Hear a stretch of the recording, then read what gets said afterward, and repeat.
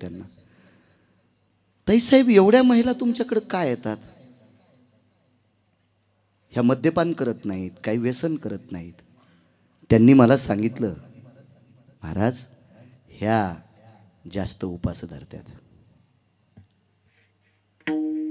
आपल्या पवित्र महाराष्ट्रातली स्त्री व्यसनी नाही, पण साधू संतांनी, म्हणजे साधू संत कोणाला म्हणायचं, ज्ञानोबा आहे तुकोबा आहे, यांनी न सांगितलेली नाना उपास जास्त करतात. याच्याकरता यांची एचबी लेवल असेल, काय काय नाना प्रकारच्या शरीरातल्या प्रक्रिया ह्या सगळ्या क्षीण होतात आणि तुम्ही आजारी पडतात. माझ्या मावल्यांनो, नका करू उपास. 29 उपास सांगितले माझ्या माईंनो. एक सोमवार नावाचा उपवास सांगितला. काय हो, अहो माणसं पण काय काय लय भंगिरे. आमच्या मित्राचं पोरग, महामित्र नाही मित्राचं पोरग, अशा नालायकाला मी कशाला मित्र करू? त्याचा बाप चांगला होता पण पोरग नालायक होतो, ठाकूर बुवा. आणि आमच्या मित्राचं पोरग 9 रात्रात 9 दिवस साबुदाणा खात होतो, बाजाव झोपत नव्हतं, पोतडन उशीन मारुतीचं पार. 9 दिवस उपवास आणि दसरा झाला की घोरपडी धरीत होतो. मी त्याला म्हणलं, भंगिऱ्या देवीच्या गोळ्या संपल्या कर तुला पुण्य द्यायला, हा अशी देवी असती वे रे? 9 दिवस उपास धरतून घोरपडी धरणाऱ्याला पावायला. अरे आम्ही त्या देवीला मानतो. तू विठेवरी सखये बाई ओ करी कृपा, ओ करी कृपा उजळ कुलदीपा मार्ग बहु सोपा. ओ करी कृपा उजळ कुलदीपा मार्ग बहु सोपा. येऊनी लवलाही येऊनी लवलाही येऊनी लवलाही. सच्चिदानंद बाई हो करी कृपा, आनंद बाई हो करी कृपा, बाई हो करी कृपा, बाई हो करी कृपा.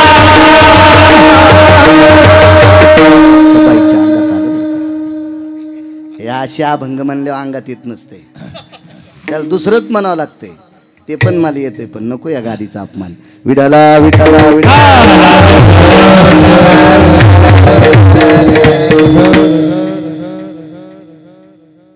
जगाचा मालक धावत येतो. राक्षसाच्या कुळात जन्माला आलं पोरग, बाप मारला त्याचा, रक्त 3 झाडावर पडलं. इथपर्यंत आलतो ना ठाकूरबा. हिवराची दाट सावली सच्चेने वाळीली. त्याच्यानंतर औदुंबराच्या झाडावर, उमराच्या झाडावर विष पडलं, रक्त पडलं. पण एका ब्रह्मवेत्यानं गणेशराव शमन केलं. त्या ब्रह्मवेत्याचं नाव आहे दत्तात्रय. दत्तात्रय सांगितला होता मी तिथे प्रसंग, आठवते मला, आठवते. मेमरी कार्ड ताई ठेव, आठवते. आणि त्याच्यानंतर रक्त पडलं मोहाच्या झाडावर. तर मोहाच्या झाडावर इतकं विष गेलं की मोहाच्या झाडाला फुलं आल्यावर पान राहत नाही. मोहाच्या झाडाला फुलं आल्यावर पान राहत नाही, आणि याच्या फुलाचं ज्यानं पाणी पिलं त्याच्या घरावर पत्तर राहत नाही. हा हिरण्यकश्यपूचं रक्त. महाराज प्रल्हादा करता धावला, कडेवर घेतलं, कडेवर घेतलं, कडेवर. आणि काय महाराज प्रल्हादाने विचारलं, देवा अरे राक्षसाच्या कुळातला असू दे पण भजने आहे ना, वारकरी आहे ना. आईसाहेब तर म्हणतात हो का उत्तम चांडाळ, त्याची पायी माझे कपाळ. वारकऱ्याला जातीचा संबंध नाही. तृतीय पंथातला एक 22 वर्षाचा मुलगा, तृतीय पंथातला एक 22 वर्षाचा मुलगा नाना एका जुनाट वारकऱ्याकडे गेला आणि त्या वारकऱ्याचं दर्शन घेतलं. आणि त्या वारकऱ्याचं ऐकून पंढरपूरला गेला. पंढरीमध्ये अनंत पाप्यांचं पाप धुणारी, तीर्थाला पवित्र करणारी पवित्र गंगा चंद्रभागा, सकल तीर्थे घडती एक वेळा ती चंद्रभागा डोळा देखलिया. अशा परमपावन तीर्थाचं स्नान केलं. घरी आले आणि त्या वारकऱ्यानं सांगितलं, विश्वाच्या मालकानं तुला डोक्यावर घ्यावा असं जर पाहिजे असेल तर तू भजन करत जाय. ते म्हणला, आई मानित नाही, बाप मानित नाही, मित्र मानित नाही, पाहुणे रावणे मानित नाहीत, जे भेटेल ते मानित नाही, देव कसं मानिल? मग ऐकलं म्हणे तू, विश्वास येतो करी स्वामीवरी सत्ता, आणि कर भजन.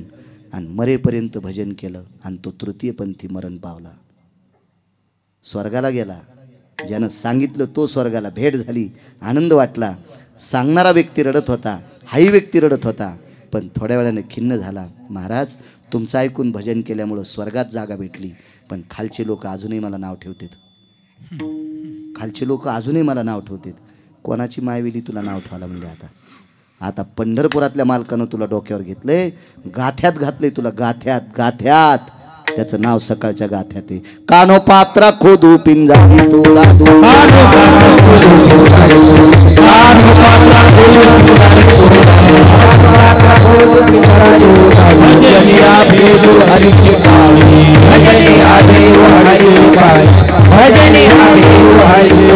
महाराज श्रद्धेनं भजन करून त्याला अडवलंय. देवानं त्याच्या सुद्धा हाकेला धावलाय. काही संबंध नाही तर कोणाही जातीतला असू द्या. कबीर मोमीन, लतिफा मुसलमान, सेना नावी जाण विष्णुदास. अहो सज्जन कसा या ऐकू लागे मास. खातिक होता जातीचा, चांगलं वागणारा व्यक्ती होता. या संप्रदायात हाक मारण्यासाठी जातीचा प्रभेद नाही, प्रबंध नाही, कुळाचा प्रबंध नाही, गरिबी श्रीमंतीचा प्रबंध नाही, फक्त भक्तीचा प्रबंध नाही. भाविक असेल तो हाक मार. राक्षसाच्या कुळातल्यासाठी धावला, नुसता धावला नाही, तो कुळ पवित्र करून टाकलं. त्याच्या बापाला पुढे उद्धार केला. म्हणले आमच्या कुळाला लोक राक्षस म्हणतात, कशाला काळजी करतो. प्रल्हाद, विरोचन, बळी, बाणासूर आणि बाणासुराची उषा नावाची पोरगी पंढरपुरातल्या मालकानं सून करून घेतली. उषा कोणाची बायको सांगता येईल? किती भागवतकार मेल्यावर सुधरताना मला गोळी घाला. किती भागवत ऐकली वाती वळवळू. कोणाची बायको होती उषा? तिच्या नवऱ्याचं नाव सांगता येईल? पंढरपुरातल्या मालकाच्या पोराचं नाव? वा वा वा. तुमचं काम कसं झालं माहिती आहे का? म्हणून तर आमचं शिस्त आहे. तुमचं काम झालं चोर पंक्चर. दुकानात नेल्यावर पंक्चर गवसनं, दारापुढे गाडी लावल्यावर हवा राहीन. तुम्ही जर कीर्तनन भागवत पाठ केले ना तर आम्हाला मुंबईच्या पलीकडे जावं लागणार गटर खांदायला. तुमचं चोर पंक्चर काम हळू उचकून हवा जाते. त्याचं नाव आहे अनिरुद्ध. हो महाराज, काय ताकद आहे भक्ताची. हाक मारल्याबरोबर प्रगट. पक्षाच्या कुळातला एक भक्त. एवढं बस झालं ना, आता पुरे झालं. हो, पक्षाच्या कुळातला एक भक्त. तो भक्त सामान्य नव्हता, तो कश्यपाचा नातू होता. कश्यपाचा नातू आहे, कश्यपाचा नातू आहे. महाराज पैठणच्या मालकांनी वाक्य लिहिले. तो किती गोड बोलत होता. मिरे मिरे मिरे मिरे कश्यपाचा नातू, मिरे मिरे मिरे कश्यपाचा नातू, जटायु नामे विख्यातू रे, जटायु नामे विख्यातू, मिरे मिरे मिरे कश्यपाचा नातू. जटायु अरुणाचा पुत्र आहे, गरुडाचा पुतण्या आहे. त्याचा काका पंढरपुरातल्या मालकाचा पिये. पंढरपुरातल्या मालकाचा पिये अरुणाचा काका. त्याच्या काकापाशी कान धरल्याशिवाय पंढरपुरातला मालक भेटतच नाही. कान धरून या नाचेन गरुड पारी. काय ताकद आहे. पवित्र कुळातलं पोरग, पक्षी आहे अरुण. जटायू, ह्या जटायूनं शुद्धांतकरणानं जगाच्या मालकाला हाक मारली आणि विटेवरचा मालक त्याच्याकरता धावला. त्याचं पूर्ण 3 दिवसाचा दक्षिणेकडे तोंड करून तर्पणविधी केला आणि कायमस्वरूपी त्याच्या अस्थी एका पवित्र गंगेत विसर्जित केल्या. वापस जाताना सुद्धा बिभीषणानं सत्कार केलेल्या सुवर्णकमळाच्या फुलाचा हार टाकून दिला आणि शेवटची त्याला आदरांजली दिली. महाराज पक्षाच्या हाकेला धावलाय. काय तुमची आमची कथा. हाके सर शिवडी घालून या स्तंभ पुढे.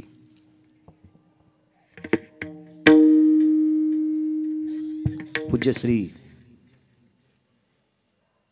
वैकुंठवासी समाधीधन सद्गुरू लगद नारायण महाराजांच्या चरणी दंडवत करतो. गुरुवारी वैकुंठवासी महंत महादेव बाबांच्या चरणी साष्टांग प्रणिपात करतो. पूज्य श्री प्रेममूर्ती प्रेम भास्कर दयेचे सागर सद्गुरू शिवाजी बाबांच्या चरणी दंडवत करतो. महंत श्री संभाजी महाराजांना प्रणाम करतो. उपस्थित श्रोत्यांना साष्टांग प्रणिपात करतो. आदरणीय गणेशराव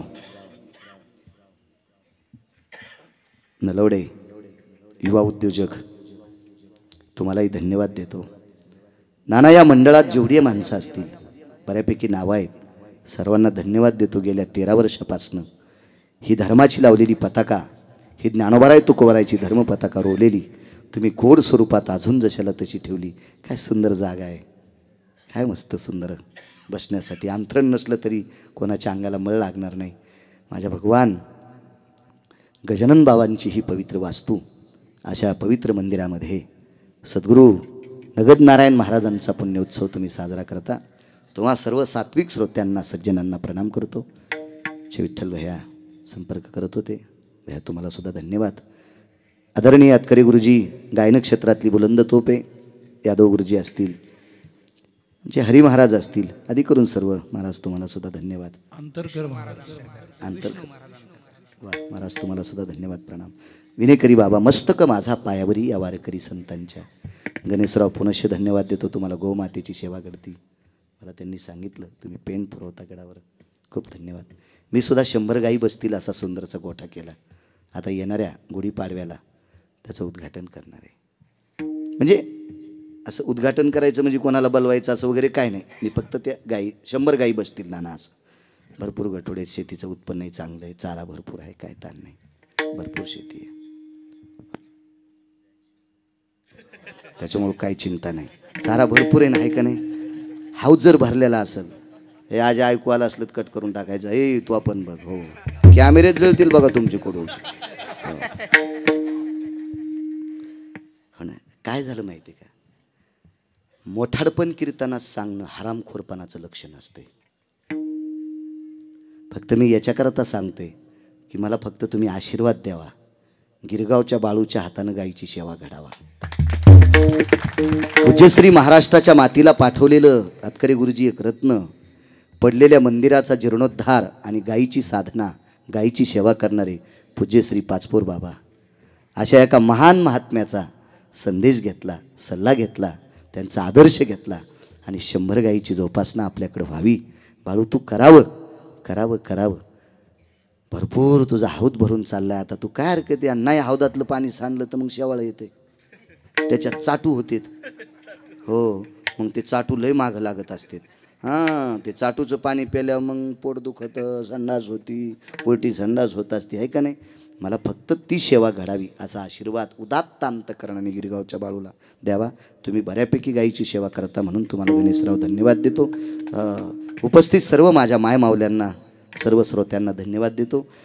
महादेवाला बेल किती वाहता, पांडुरंगाला मंजुळा किती वाहता, त्यापेक्षा घरातल्या सासू सासऱ्याला किती जीव लावता याच्यावर तुमच्या परमार्थाचा निकष आहे.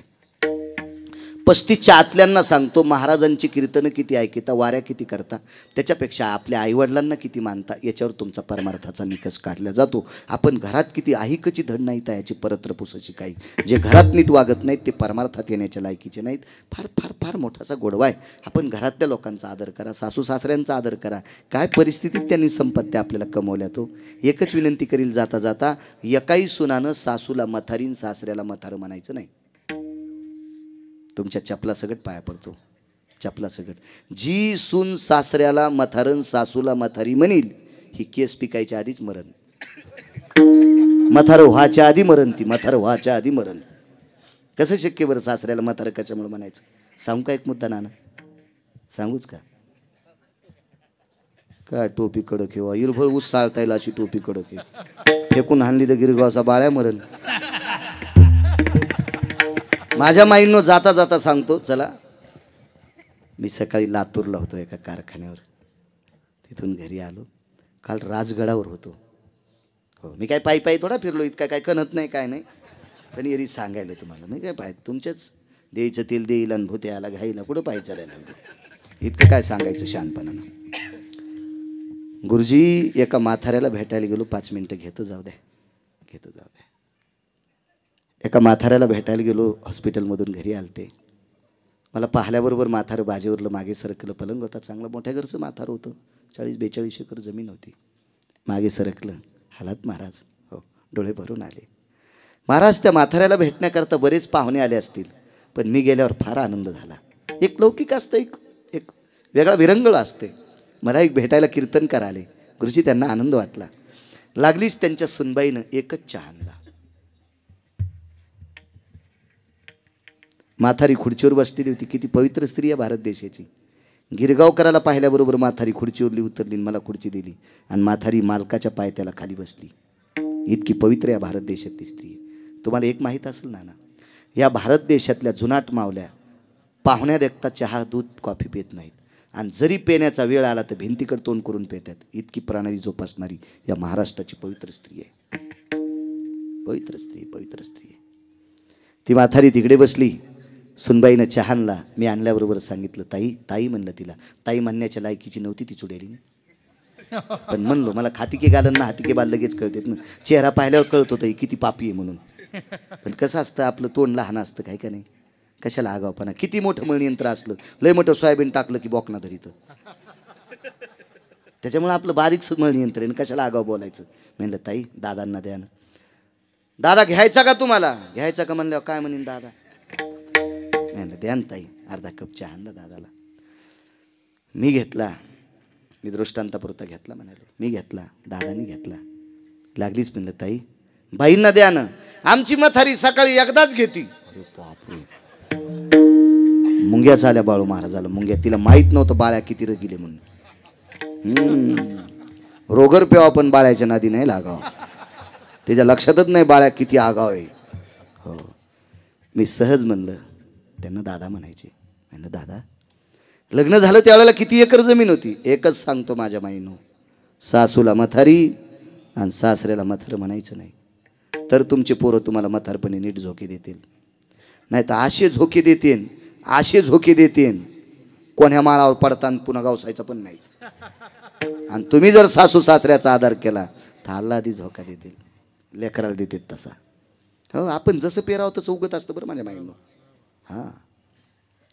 मी विचारलं दादा लग्न झालं त्यावेळेला जमीन किती होती. 3.5 पावणे 3 एकर जमीन होती. दादा इतकी कमी कशी. महाराज 10 खेड्यात माझ्यासारखी वळही कोणाला रचता येत नव्हती.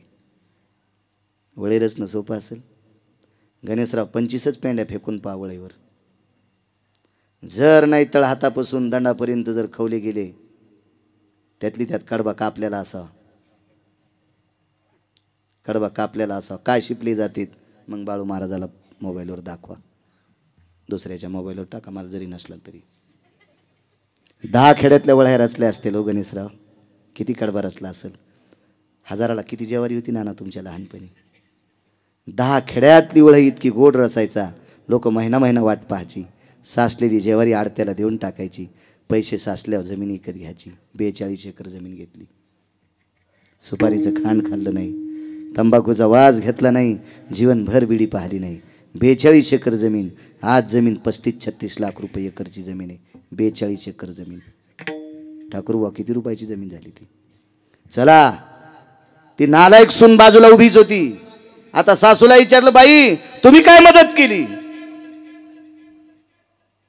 ऐकायची हिम्मत ठेवा माझ्या माईंनो. काय कष्ट केलेत मागच्या लोकांनी. सासूबाईनं मान खाली घातली आणि सांगितलं महाराज 3 पावणे 3 एकर जमीन घरी होती. मुलगा तालुक्याच्या ठिकाणी शिकायला होता. मुलगा भाकरी खात नव्हता आणि गव्हाची जमीन नव्हती. मी सर्वा पाहत होते गव्हाचा सर्वा. आता ह्या मशीननं गहू काढ्यावर 2-2 पोते नाश होत असतील बरं. आता सर्वा कोणी पाहत नाही. पूर्वीच्या काळात गरिबाच्या बायका गहू कापल्याच्या नंतर जर सर्वा पाहिला तर सर्व्याच्या वंब्या कुटून त्याचे गहू करावं लागायचे फकरू महाराज. आणि त्याच्यातले अर्धे गहू मालकाला द्यावं लागायचे आणि अर्धे घरी न्यायची. परिस्थिती काय असेल माझ्या माईंनो बघा. सर्व्याचे गहू 13 वर्ष पोराला भाकर खाऊ दिली नाही. लोकाच्या रानात सर्वा पाहला महाराज. त्या सर्व्याचे गहू उतरंडीनं गाडगे भरून ठेवायचे. बाजाराच्या दिवशी शेरभर आदलीभर गहू दळायचे आणि बाजारात तालुक्याच्या ठिकाणी नेऊन द्यायला पैसे नव्हते महाराज. एखाद्या ऐकणाऱ्या माणसाकडे गव्हाचं पीठ तालुक्याच्या ठिकाणी पोराला पोचित होते. 13 वर्ष चपाती खाऊ घातल्या पोराला सर्व्याच्या गव्हावर. माय पुन्हा काय केलंस. ऐकत असताना दुःखाचा डोंगर पेटला. काय वाक्य असतील तिचे ते. महाराज सकाळी 6:30 वाजता मालकाचा डब्बा करायचे. 6:30 पावणे 7ला मालक जेवायला बसले तर त्यांना जेव घालायचे. त्यांनी म्हणावं लक्ष्मी मला आता भूक नाही. त्यांचा डबा टोपल्याखाली झाकून ठेवायचे ताट. माझी भाकरी बांधायची आणि घरच्या शेतात 9:30 पर्यंत 7 ते 9:30 गावकरी शेत होतं. सकाळचे 7 ते 9:30 पर्यंत घरच्या शेतात खुरपीत होते आणि 10च्या नंतर शेजारच्या रानात रोजानं खुरपीत होते. 40 वर्ष लोकांच्या रानात खुरपीलं महाराज. जमलेले पैसे पोराच्या शिक्षणाला घातले. मालकाकडे देऊन टाकले. आज 42 एकर संपत्ती कमवून जमीन कमिली आणि एवढा मोठा वाडा कमिला. त्या बाईकडे पाहिलं आणि त्या बाईला सांगितलं, ताई, ज्या सासऱ्याने अंग कापेपर्यंत लोकांच्या वळ्या रचल्या ग, ज्या सासून घरच्या शेतात काम करून दुसऱ्याच्या शेतात खुरपिलं ग, ज्याच्या पगारीवर तू उड्या मारतेस ना, ज्याच्या पगारीवर तू उड्या मारतेस ना ताई, त्याला 13 वर्ष सर्व्याची गव्हाच्या चपात्या खाऊ घातल्यात ग. आणि तू त्या सासूला म्हातारी म्हणतीस. तुझ्या जिभेला किडे पडतील, किडे. विश्वातल्या कोण्याच हॉस्पिटलमधून ते किडे निघणार नाहीत. साधं पाप आहे ते. म्हणून एकाही माऊलीनं आपल्या सासूला म्हातारी आणि सासऱ्याला म्हातारं म्हणायचं नाही. इतकं जरी आजच्या कीर्तनातून घेतलं तरी, एका बाईनं जरी वचन पाळलं तरी त्याचं पुण्य गिरगाव करायला लागेल. विढोबा रखुमाई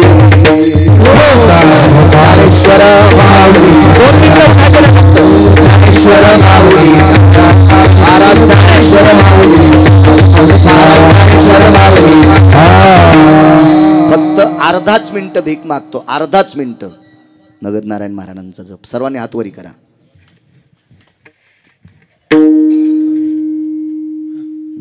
हा बोललेले कुरेवे जप जप जप. नारायण नारायण जगद नारायण बाबा नारायण नारायण बाबा नारायण जगद नारायण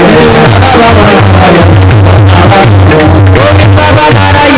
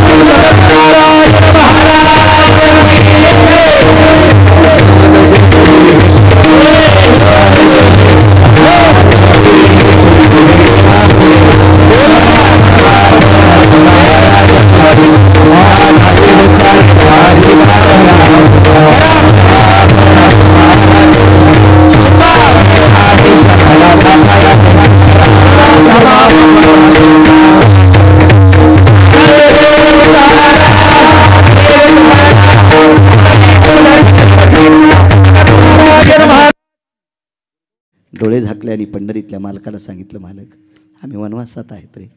साधू आमच्याकडे पाठीला आणि साधू उपाशी कसा जाऊ देता. थाळी पालती घातलेली, तुम्ही किती पवित्र आहात. हाकेसर शिवडी सांगतोय नाना, हाकेसर शिवडी. थोडंसं वारं आलं नाना, थोडंसं वारं आल्याच्या नंतर एका पायावरचा पदर फक्त एक बोट दिशेपर्यंत सरकला, एकच बोट, ते पण नख नुसतं दिशेपर्यंत सरकला. आणि ते नख पाहिल्याच्या नंतर तिकून गजर सुरू झाला पंक्तीतला. धर्मानं विचारलं, द्रौपदी गजर पंक्तीतला आहे? हो. जेवायला बसलेत. मालकांचं वाक्य, तिचे होता दरुशन आणि मिळे पोट भरी अन्न. महाराज, या पवित्र स्त्रीचा एक नख पाहिल्याच्या नंतर 60,000 शिष्यासह गुरुजी साधू जेवून निघतोय. तिचं पायाचं नख पाहिल्याच्या नंतर तिचं शरीर किती पवित्र असेल कल्पना करा ना. काय पवित्र असेल. आणि त्या पवित्र शरीरावर आघात आलाय. चोळीची 2 नंबरची गाठ सुटली. 1 नंबरची गाठ सुटल्याच्या नंतर मरण स्वीकार, मरण बरं, मरण बरं, अशा सत्तेवर आरूढ असणारी पवित्र स्त्री जगाच्या मालकाला सांगितलं, प्रभू नको रे देवा, नको रे देवा, नको देवा, ही विडंबन नको रे माझं देवा, देवा ही परिस्थिती नको रे माय बापा, हे देवा सांभाळ रे मला परमेश्वरा. देवा मी तुला काही मागत नाही रे, जीवनभर वनवास आला तरी स्वीकारीन रे, पण हे पवित्र शरीर कोणाला दिसता कामा नको रे देवा, नको देवा, ऐक रे परमेश्वरा, ऐक ऐक ऐक. मी मगाशी बोलून गेलो, काम ऐकताना पैसे घेत नाही, काम फुकट ऐकत नाही. मग द्रौपदीने देवाला पैसे दिले नाही, मग द्रौपदी करता देव तर धावला. आपल्याला सर्वांना कथा बघण्यात आहे, मी तेच सांगणार आहे. पण केलं काय द्रौपदीनं? एके दिवशी भगवंताच्या बोट कापल्याचं निमित्त झालं. त्याचं बोट कापायला कोणाची मायवेली? चला, लोखंडाचे कारखाने कोणाच्या कृपेने चालतील? त्याच्यात चाकूचे, तलवारीचे, बरशाचे कारखाने कोणाच्या कृपेने चालतील, बंदुकीचे, तोफाचे कारखाने कोणाच्या कृपेनं, त्याच्याच कृपेने चालतील. त्याची जर कृपा संपली तर काल आमच्याकडे धक्का बसला. तो धक्का जर जोरात बसला तर कारखाना राहतो का? कारखाना चलिणार राहतो का? कोणात ताकद आहे सगळी? त्याच्यात. वृक्षाचे पान हाली ज्याची सत्ता, राहिली हमता मग कोठे. ही सर्व सत्ता गुरुजी ज्याच्या ताब्यात आहे. त्याचं बोट कापायची ताकद चाकूत आहे का? त्याचं बोट कापायची ताकद तलवारीत आहे का? ते निमित्त केलं, निमित्त. आणि हात असा धरला. तुळशीला पाणी घालीत होत्या द्रौपदी आईसाहेब. तिच्या दारात तुळस होती. द्रौपदीकडे तुळस होती. तुळस द्रौपदीकडे होती. तुळस असत जावी, तुळस असत जावी. योग असा आला, उद्धवाला पाहिलं. उद्धव दादा आलात? द्वारकेचे दादा नाही आले का? आलेत की. उद्धव बाजूला सरकल्याबरोबर भगवंताला पाहिलं. तुळशीला पाणी घातलेलं होतं, पूजा आटपलेली होती, प्रदक्षिणा झालेल्या होत्या, पात्र खाली ठेवलं आणि भगवंताकडे आले. दादा तुमचं बोट कापलंय. लागलीच बोट हातानं दाबून धरलं आणि तुळशी वृंदावनापाशी घरातून जाऊस तर कपडा आणेपर्यंत देवाच्या हाताचं रक्त किती जाईल म्हणून डाव्या हाताने बोट दाबलं आणि उजवा हात पदराला घातला आणि पदर डाव्या हाताने उजव्या हाताने कोपरात डाव्या बगलात दाबला. फाडणार तेवढ्या अवकाशात उद्धव बरसले. ताई! काय उद्धव दादा? ताई, कपाळावर कुंकू असल्याच्या नंतर पवित्र भारत देशातल्या महाराष्ट्रातल्या स्त्रीने पदराकडनं नाटी फाडायची नसती. आमच्याकडे एक जुनी माऊली होती. ते अशा जुन्या नव्या पोरींना सांगायची, अगं गरिबी किती जरी आली तर उलटी साडी नेसायची नाही ग. डोक्यावर जरी पदर फाटला तरी तो शिवायचा, त्याला मोड भरायची आणि तेच लुगडं पदराकडनं नेसायचं. डोकं पांघरून घ्यायचं. का? तुझ्या कपाळावर कुंकू उलटं नेसायचं नाही. पदराकडनं दशी त्या दिवशी फाडत असतात. भावानं 13व्या दिवशी आणलेल्या लुगड्याची दशी फाडून नेसावं लागते. पण त्या दिवशी ते लुगडं नेसावं लागते. त्या दिवशी मालक मशानात पेटलेले असतात. म्हणून उद्धवानं सांगितलं, ताई तू पदराकडनं नाटी फाडतेस. दादा उत्तर नंतर देईल आणि टहर दिवशी पितांबर फाडला. चिंधी बांधिते द्रौपदी हरीच्या बोटाला चिंधी बांधिते द्रौपदी हरीच्या बोटाला. एक शपथ पुरावा सुद्धा ऐकला नाही. भर जरी ग पितांबर दिला फाडून द्रौपदीशी बंधू शोभे नारायण. फाडला पितांबर. द्रौपदीला 9 लोकांनी प्रश्नानं घेरलं. हे द्रौपदी, कपाळावर कुंकू असताना तू पितांबर फाडलास. तुला देव मोठा का पती मोठा? चौकट सामान्य नाही गुरुजी. तुला देव मोठा का पती मोठा? पती जिवंत असताना जर पदराकून नाटी फाडून तू कृष्णाच्या बोटाला बांधली असेल तर तुला देव मोठा आहे, पती लहान आहे. आणि पती जर लहान असेल तुझ्या अंतकरणात तर तू पतिव्रता कसली? पहिला प्रश्न उद्धवाचा. दुसरा प्रश्न श्रुतीचा आहे. हे द्रौपदी माते, सौभाग्यवती स्त्रीला देवापेक्षा पती श्रेष्ठ असावा. शंकर उभेत, पांडुरंग उभेत, गजानन बाबाच्या मंदिरापाशी नवरा उभा आहे आणि इथं त्याची बायको उभी आहे. तिच्या हातात पाण्याची कळशी आहे, तांबे आहे. शंकरानं पाणी मागितलं, पांडुरंगानं पाणी मागितलं. शिवजींना सांगितलं देवा पांडुरंगाला देते तुम्हाला येते, किंवा शिवजीला सांगितलं तुम्हाला देते मग पांडुरंगाला देते. पण या दोघायला पाणी देतात तर तिकून म्हणला, ए ग मला तहान लागली. आता तिने कोणाला द्यायचं? पांडुरंगाला? शंकराला? मुळीच नाही. तिने तिच्या नवऱ्याला पाणी द्यायचं. नवऱ्याला पाणी न देता ह्या दोन्ही देवायला देत असेल तर हे दोन्ही देव तिला मानित नाहीत. मानी भ्रताराची बोली आणि धन्य जगी ती माऊली. मालकांचा शब्द आहे महाराज. जी आपल्या मालकांचा शब्द पडू देत नाही हे दोन्ही देव तिला मानतात. मग द्रौपदी सांग तुला देव श्रेष्ठ का पती श्रेष्ठ? तिने सांगितलं पती श्रेष्ठ. मग द्रौपदी, तू पती श्रेष्ठ असं जर तोंडानं म्हणत असशील, आम्हाला तर कृतीत तू पतीच्या विरोधात गेली दिसतेस. कपाळावर कुंकू असताना सरळ सरळ पदर फाडला आणि देवाच्या बोटाला बांधला. तुला देव श्रेष्ठ वाटलाय ना ग? पतीला कुठं मानतेस ती? द्रौपदीने उद्धवाला सांगितलं, दादा एक बोलू का रे तुला? श्रुतीनं काही प्रश्न करू दिले दादा, पण तू माझा भाऊ आहेस रे, मी तुला दादा म्हणते, तू बहिणीच्या विरोधात जाऊ नकोस ना. उद्धवाच्या डोळ्याला टच पाणी आलं आणि सांगितलं, ताई माफ कर, पुराणाच्या विरुद्ध वागलेल्या बहिणीला मी मानित नाही. उद्धव सामान्य व्यक्ती नाही, नवविदा भक्तीतलं एक सूत्र आहे. उद्धव नवविदा भक्तीतलं एक सूत्र आहे. श्रुतीने सांगितलं, द्रौपदी माते मला प्रश्नाचं उत्तर पाहिजे. ठीक आहे माय, ऐक. उद्धव दादा ऐक, श्रुती माते ऐक. मी कपडावर कुंकू असताना नाटी फाडायला नव्हती पाहिजे, पण फाडली, तरी पण मी पतीलाच मानते. श्रुती म्हणले, शब्दानं सांगू नकोस, त्याचा पुरावा दे. उद्धवानं सांगितलं, शब्दानं सांगू नकोस, त्याचा पुरावा दे. कपाळावर कुंकू असताना तू पतीला मानतेस तरी नाटी फाडलीस, तुला देवच श्रेष्ठ आहे, पती श्रेष्ठ नाही. ऐक रे उद्धव दादा, ऐक ऐक ऐक.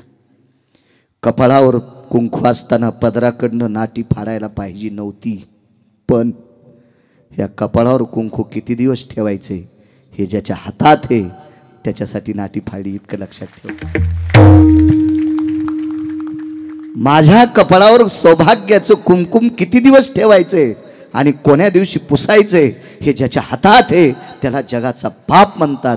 मी त्याच्यासाठी पदर फाडलाय, मी आयऱ्या गैऱ्यासाठी फाडला नाही. श्रुती रडत होती, उद्धव रडत होता.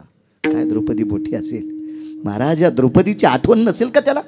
देवा देवा, मी कपाळाच्या मालकाची चिंता न करता तुझ्या करता पदर फाडते रे. श्रुतीला उत्तर द्यावं लागलं, मला 9 लोकांच्या तोंडाला तोंड लावावं लागलं रे देवा. ह्या पवित्र बहिणीची अपेक्षा करणं काहीतरी, याची उपेक्षा का करतोस रे? सांभाळणं हिचं शरीर.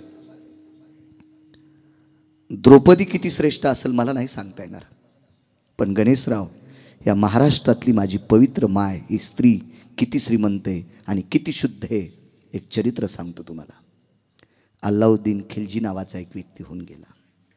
खिलजी एका प्रांतीय राजाच्या पत्नीचं नाव होतं गुरुजी पद्मावती. प्रांतीय राजा होता आणि त्याच्या पत्नीचं नाव होतं पद्मावती. पद्मावती ही पद्मावती इतकी सुंदर होती, इतकी सुंदर होती. अल्लाउद्दीन खिलजीच्या गुमास्त्यानं सांगितलं, सरकार, ये पद्मावती नामक हिंदू की एक भारी आहे बोले. आणि त्या गुमास्त्याचं ऐकून तो खिलजी इतका त्याच्या पोटात कामाचा डोम पेटला आणि तो एके दिवशी स्वारी पद्मावतीच्या नगरापर्यंत आली. त्या नगराच्या बाहेर पालं ठोकली, मुक्काम केला आणि 550 उघड्या तलवारी घेऊन, सोबत माणसं घेऊन हा खिलजी पद्मावतीच्या वाड्याकडे धावलेला आहे. महाराज, वाड्याच्या मोठ्या वस्तीवर पडवीमध्ये पद्मावतीचे मालक बसलेले.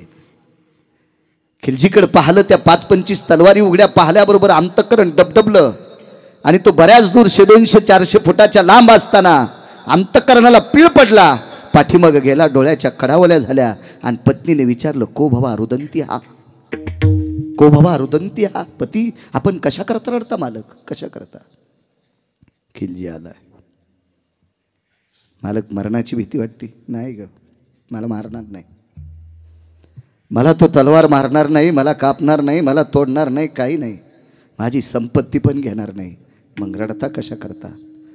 माझ्या पुरुषार्थाची संपत्ती माझी पत्नी आहे आणि हिच्या शरीराचे लचके तोडण्यासाठी तो आलेला आहे. याच्याकरता डोळे रडत नाहीत ग पद्मावती, अंतःकरण रडतंय. महाराज, काय पवित्र स्त्री आहे महाराष्ट्राची.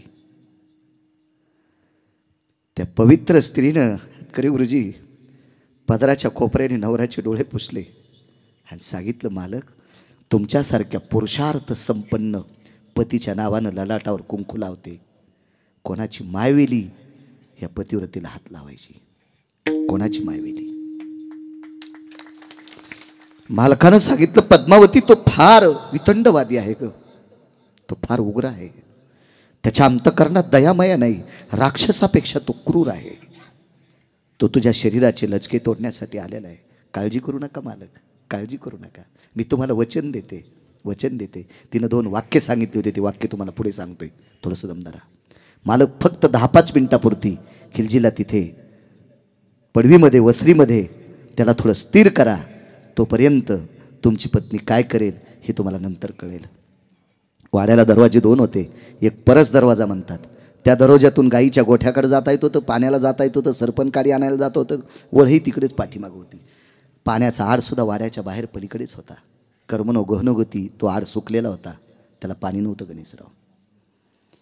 त्या आडाच्या बाजूला गाईचा गोठा होता. त्या गाईतल्या गोठ्यातल्या गाईची शेपटीला स्पर्श केला आणि त्या गाईची शेपटी धरून स्वतःच्या कुंकावर आदळली. ह्या भारताची स्त्री किती पवित्र आहे लक्षात घ्या. गाईची शेपटी कपाळावरच्या कुंकावर आदळली आणि त्या गाईला सांगितलं, बाई हे गौमाते, या पवित्र भारत देशातली स्त्री आपल्या पतीवर लेकरा इतकं प्रेम करते, पण आज काही वेळाच्या नंतर मी माझ्या पतीवर प्रेम करणार नाही, कारण मी राहणार नाही. त्या गाईला प्रणाम केला, गौमाते उद्यापासून दूध शिल्लक दे, उद्यापासून दूध शिल्लक दे, तुझ्या दुधाने माझ्या पतीचा उदरनिर्वाह होईल. गाईला प्रणाम केला. त्या शुष्क झालेल्या विहिरीमध्ये बऱ्यापैकी सरपण टाकून दिलं. ते लवकर पेटावा याच्याकरता 2-4 पेंढ्या सुद्धा टाकून दिल्या आणि नाना अग्नीची काडी टाकून दिली. तेवढ्या अवकाशात पतीनं तिकून पाहिलं. हा वळवळ करत होता, खिलची वळवळ करत होता. 2 मिनिटाकरता पतीला जवळ बोलवलं. त्याला माहीत होतं काही जरी झालं तर माझ्या हातातून जाणार नाही. वाड्याला चारी बाजूनं त्याच्या सैन्यानं वेढा घातलेला होता. हे दोघं पती पत्नी मधात होते. पद्मावतीच्या मालकाच्या सैन्यातले सर्व शस्त्र हिरावून घेतलेले होते. ते मानाखाली घालून उभे होते. व्यसन घातलेल्या बैलावर त्यांची अवस्था झालेली होती. आणि बालकाला जवळ बोलिलं आणि चरण स्पर्श केला. मालक, तुम्हाला अजूनही वाटते हा नराधम तुमच्या पवित्र स्त्रीला स्पर्श करील? ऐकता का मालक? वाक्य काय सांगितलं तिने माहिती आहे तुम्हाला? माझ्या 18 संतांपैकी एका मालकानं लिहिलेलं वाक्य, सर्प माथा मनी, सर्प माथा मनी. पुढचं वाक्य सांगू गुरुजी, पतिव्रतेचे स्तन विध्वंसल्या प्राण हाताने, विध्वंसल्या प्राण हाताने. मालक, सर्पाच्या डोक्यावरचा मणी जीव गेल्याशिवाय सर्प घेऊ देत नाही. जिवंतपणी सर्प मणी घेऊ देणार नाही. सर्प माथा मणी जीव गेल्याशिवाय डोक्यावरला मणी घेऊ देणार नाही. आणि पतिव्रता मरेपर्यंत आपल्या शरीराला हात लावू देणार नाही. पतिव्रतेचे स्तन विध्वंसल्या प्राण हाताने. गाथा वाचा लक्षात येईल तुमच्या, वाचा लक्षात येईल. मालक, मी एका पवित्र पुरुषाची कामिनी ठाण ठाण ठाण विस्तू पेटला आणि आडात पद्मावती नावाच्या पवित्र स्त्रीने जोहार करून घेतलं. वाक्य नीट ऐका सज्जनांनो. इतिहासातली कालची स्त्री जर इतकीच पवित्र असेल, इतिहासातली कालची स्त्री या महाराष्ट्रातली इतकी पवित्र असेल, तर द्वापार युगातली द्रौपदी किती पवित्र असेल याची कल्पना करा. याची कल्पना करा. तिला पंढरपुरातला मालक बहीण मानतोय, ती किती पवित्र असेल याची कल्पना करा. देवा देवा, नको रे, नको या शरीराचे धिंडाडे करू. आणि तिकून दुर्योधन बरसला. वहिनी वाढा. धर्माने एक डोळा उंच केला. वाढग. चोळीची 2 नंबरची गाठ पूर्णता सुटलेली होती. 1 नंबरच्या गाठीचा बिडलं ढिलं झालेलं होतं. 14 सेकंदात गाठ सुटणार. नानाश्री 14 सेकंदात गाठ सुटणार. त्याच्यातली 5-10 सेकंद विठ्ठल निघून गेली. आणि द्रौपदी रडत नव्हती. तिला माहित होतं आपण रडलं तर ही हरामखोर आपल्याला नाव ठेवणार, ही जेवता जेवता उठणार, की आम्हाला रडत का वाढतेस, म्हणून तिचे डोळे रडत नव्हते. गुरुजी तिचं अंतःकरण रडत होतं. आणि अंतःकरणाचा ध्वनी विटेवरच्या मालकापर्यंत पोहोचला. देवा सांभाळ रे, सांभाळ देवा, सांभाळ देवा. देवा, योगाच्या बळावर शरीर संपवायची ताकद माझ्यात पण आहे, पण जेवायला वाढता वाढता जर मी शरीर संपवलं तर न्याय, मीमांसा, श्रुती हे सगळे शास्त्र माझ्या विरोधात जातील, हे पुराण माझ्या विरोधात जातील. म्हणून मी शरीराचं संपन्न हे करत नाही रे देवा. पण बघणं माझ्याकडं, बघणं बघणं. एक सूक्ष्म दोन्ही होटाच्या मध्ये खिंड पडली. एक सूक्ष्म खिंड पडली, सूक्ष्म राईसारखी खिंड पडली, खसखशीसारखी खिंड पडली. आणि त्या खिंडीतनं पंढरीतल्या मालकानं आत प्रवेश केला. पहिली 2 हातं होती गुरुजी. एका हातामध्ये तुपाचं बकीट होतं, एका हातामध्ये तुपाचं तांब्या होता वाढायला, वगराळं होतं, पळी होती, बुटकं होतं तूप वाढायला. आणि श्वासातनं प्रवेश केल्या, हृदयात प्रवेश केला आणि 2 हातं शिल्लक तयार झाली. ती शिल्लक हातं यादवबुवा पंढरीतल्या मालकाची होती, हरिबुवा पंढरपुरातल्या मालकाची होती. आणि त्या शिल्लक झालेल्या 2 हातांनी पवित्र या भारत देशातल्या द्रौपदीची चोळीची गाठ बांधली. महाराज हाक मारल्यावर देवाला म्हणून मालक पहिल्या कडव्यात म्हणतात,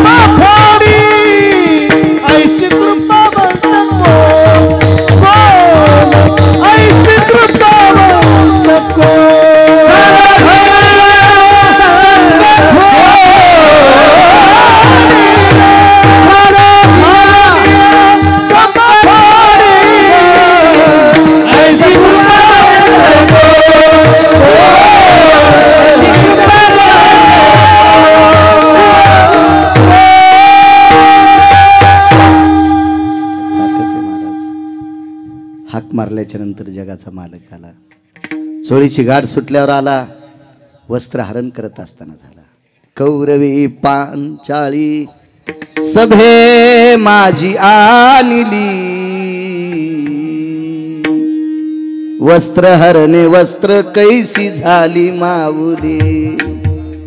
पांडुरंगे येईवो पांडुरंगे, जीवाचे जीव लगे येईवो पांडुरंगे. वस्त्राच्या रूपात आला आणि द्रौपदीचं अंग झाकलं. हाक मारल्याबरोबर आला. एकदा अधिक मासातल्या पंगती करता आला, वरी गदा फेकली. तुम्हाला आठवतंय? हाच अभंग मी तिथे घेतला होता. पण तिथं सांगितलेलं इथं काहीच सांगणार नाही, इतकी मला अक्कल आहे. विठाला विठाला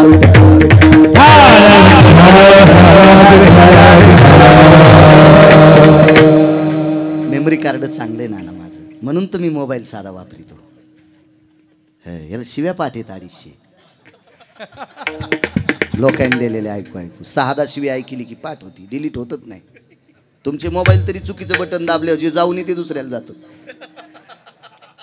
ह्याच्यातलं काय जाणार आहे, डिलीट होतच नाही. गाणे पाठ आहेत 450. ट्रॅक्टरचे मुंडके जोरात वाढत येत ते उसावली ट्रॅक्टर. मेमरी कार्डच आहे ते. हकेसर शिवडी. महाराज काय भक्ताचं नाविन्य आहे. वनात एक व्यक्ती पंढरीतल्या मालकाला हाक मारित होता. 11 वाजलेत बरं गणेशराव, वाजले 11. नाना काही मोबाईल बघू नका, मी 15 मिनिटं करतो ना कीर्तन. हे रगील म्हातारे हो, काय करा. बैठकीत मी चांगलं बोलिलं, माझ्या कानात सांगितलं कीर्तन कमी करायचं नाही. आगाऊच काम झालं आहे. करत नाही नाना काम कमी. तुमच्यासारख्या ज्येष्ठ लोकांचा आदर नाही करायचा, करायचं कोणाचा आदर? काय करायचं? अहो इथून गेल्यावर माणसं मोबाईल इचकीत बसणार आहेत. तर मी 10-5 मिनिटं शिल्लक कमी केले आणि काय पंढरपुरातला मालक बॉम्ब टाकीन माझ्या डोक्यावर. आपण जर त्याचं चिंतन केलं तर आपली चिंता तो करील. तुझी चिंता त्याशी सर्व आहे. एवढ्या मोठ्या सात्विकपणात तुम्ही अमूल्य वेळ खर्च करून आलेली श्रोते जनार्दन, तुम्ही कथा कीर्तनातला श्रोता हा 700 वर्षापूर्वी माझ्या आळंदीतल्या मालकाने बहाल केला शंकर म्हणून. प्रभू तुम्ही महेशाची मूर्ती. एक मुद्दा मांडतो. देव काम हाक ऐकत असताना जात पाहत नाही, पंथ पाहत नाही, कुळ पाहत नाही, रूप पाहत नाही, संपत्ती पाहत नाही, फक्त त्याचा दर्जा पाहतो. देवाकारणे भाव तस्मात. सात्विक लोकांच्या हाकेला तो धावतोय. महाराज 7व्या अवतारात भिल्लाच्या कुळात जन्माला आलेली पोरगी शबरी तिच्या हाकेला धावला. एका कालखंडात राक्षसाच्या पोटी जन्माला आलेलं पोरग त्याच्या करता धावला. भक्त प्रल्हाद. नाम प्रल्हाद उच्चारी तया सोडवी नरहरी, उचलो निघेत कडेवरी, भक्ती सुखे नाला. हे चरित्र सांगितलं होतं मी तिथं, लक्षात आहे. मी मोहाच्या झाडाचं चरित्र सांगितलं होतं. कारण हिरण्यकश्यपूला भक्त प्रल्हादाने हाक मारल्यावर हिरण्यकश्यपू मारला, चिरून मारला, विठ्ठल चिरून मारला. तर नालायकाचं रक्त विषारी असते. देवानं हात झटकिल्यावर 3 ठिकाणी रक्त पडलं. हिवराच्या झाडावर पडलं, सज्जने वाळिली. हिवराची दाट सावली, पण सज्जनानं का विज्ञान सुद्धा सांगते, हिवराचं लाकूड चुलीत टाकल्याच्या नंतर त्याचा धूर डोळ्यात आणि नाकात जर गेला, तोंडात गेला, तर शरीरामधल्या रोगप्रतिकारक शक्ती जाळून टाकते. म्हणून हवनकुंडात ते वापरत नसतात. काय शास्त्र गोडे हो. विज्ञान आता सांगत असेल, शास्त्र त्या काळात सांगते. पण आपलं काय झालं, घरच्याचा इटन शेजाऱ्याचा भांगनीट. आपल्याला सवयच लागली. आता आपल्या बायका महादेवाला पाणी घालायला आता आता इतक्या पाणी घालायला की माणसाला पाया पण पडू देईन. हो, पुढची नाही उठल्यावर तिच्या मुंडक्यात तांब्या हाणला एका बाईनं. पोलीस स्टेशन पोचतोर भांडणं. इतका महादेवाला ओलं करायला, त्याला सर्दी झाल्यावर कसं होईल. कधी लागल्यात गुरुजी या कामाला? आता. यांची डोके कुठे होती याच्या अगोदर? वारकरी संप्रदायातल्या लोकांचं तुम्हाला ऐका वाटत नाही? 700 वर्षापूर्वी एक माझ्या मालकानं लिहिलं, एक पसा पाणी, एक पसा पाणी, एक बिलवदळ. संत शिरोमणी नामदेवरायनं गुरुजी 700 वर्षापूर्वी लिहिले. 700 वर्षापूर्वी. यायला गाथा कुठं वाचा वाटते? हे असंच वाची. त्यान बेल वाया गेले ग बाय तिकडच घसरून मेले. उलटी नाही वाचीस का? काही वाचायली आपलं यालाची बेलाला शिमग्याच्या तेलाला. गाथा वाचव, ज्ञानेश्वरी वाचव, गीता वाचव, काही भरडायचं आपलं. काही माझं कीर्तन झाल्यावर एक जणाचं भजन ठेवलं. एक जणाचं नाही, एक जणीचं भजन ठेवलं. बायकांनी भजन करू नका असं मी म्हणत नाही. मला पाप लागेल. करा महिलांनी भजन, तुम्ही तुमच्यात करा. तुमची पवित्रता सांगितली ना म्या. बाईनं पवित्र देशातल्या पवित्र कुळातल्या स्त्रीने भागवतात पण पुरुषा देखता नाचू नये. मी जर खोटं बोलत असेल तर मला पाप लागेल, माझी जीभ झडेल, जीभ झडेल. पदन्यास करायचा नाही. कारण पवित्र पुरुषांनी पवित्र स्त्रीची पाठ पाहायची नाही. हा, एक बाई म्हणली, महाराज मग आम्ही आनंद का घ्यावा? मी असं एक वाक्य बोलून गेलो आहे का नाही राजे. मग यांनी टाकलं ते मोबाईलवर, तर त्याला कमेंट आली, आम्ही कधी आनंद घ्यायचा बायकांनी. मी म्हणलं, तू विटेवरच्या मालकाची साधना कर, मला पुढच्या जन्मात नृत्यांगना कर. आणि मी इतकी नाचेल की प्रांतातल्या 10, 5, 50 हजारो लोकांचा संसार मातीत घालीन. महाराज, ज्या पोस्टरवर रयतेच्या राजांचं चित्र आहे, रयतेचे राजा छत्रपती शिवाजी महाराजांना महिलेंचा पदन्यास आवडत नव्हता. भागवतकारांनी सुद्धा बायकांना नाचू नये. त्याला पाप लागेल. त्याला सुद्धा कोणा नरकात टाकावं. त्याला एका गावी गेलो तर आपण फकरू महाराज. तिथल्या एक बाई उठल्या, मोठ्या घरची बाई होती, कपाळाला कुंकू होतं, तिच्या लुगड्याला पदर पण होता. म्हणजे पदर होता तिच्या लुगड्याला, म्हणजे नवऱ्याने येताना पदर आणला होता लुगड्यासोबत, म्हणून ती घेत होती पदर. त्याबद्दल काही जमत नाही, म्हणजे तिच्या लुगड्याला असेल ना पदर, त्याच्यामुळे ती घेत होती. जुनाट स्त्री होती. आणि ती गावातल्या एका व्यक्तीला विचारलं, गावातल्या एका व्यक्तीला, त्यांचं नाव होतं भाऊ काका. आणि ती बाई त्यांना म्हणली, भाऊ काका, मी जशी हळदीच्या अंगानं आले तशी या गावातली एकही स्त्रीनं नृत्य केलं नाही हो, यावर्षी का बायकाने नृत्य केलं असावा? त्या पवित्र स्त्रीचं बैठकीत वाक्य ऐकल्याच्या नंतर त्या दिवशी प्रकाश पडला आणि एक पुराणातले 9 श्लोक काढले. 9 श्लोक काढले. माझ्या माईंनो, स्वतंत्र एका मंदिरावर कब्जा करायचा आणि त्या मंदिरावर बायकांचाच हरिपाठ चालला पाहिजे. कोण म्हणतंय तुम्हाला भजन करू नये? पण तुम्ही तुमच्यात. कोण म्हणतंय तुम्हाला गाथा पारायण करू नये? तुमच्यात. कोण म्हणतंय तुम्हाला ज्ञानेश्वरी पारायण करू नये? उभं राहून ज्ञानेश्वरी वाचा. उभं राहून गात्याचं भजन करा, डुल्लून करा, तुम्ही तुमच्यात करा. चला, काय सांगू लागलो मी? भजन नंतर भजन ठेवलं होतं. हा हा, वा वा वा वा वा, बाई म्हणल्यावर कशी ध्यानात राहिली हो. काय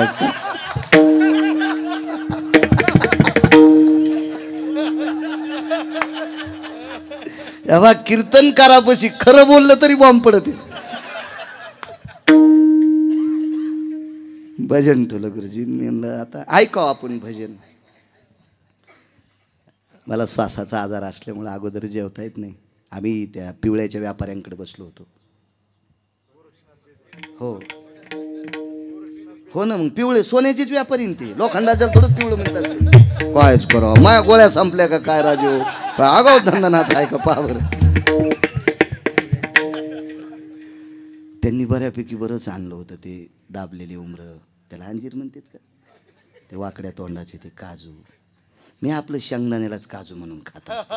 कशाला मानावे ते म्हणी समाधान, कशाला आगावपणा करायचं आहे का नाही. ते पाहायला भेटलं आपल्याला, तर मी म्हणलं नको, गणेशरावकडे जेवायला जायचं, त्याला बी जीव दिलं नाही. म्हणलं नंतर जीव आपण.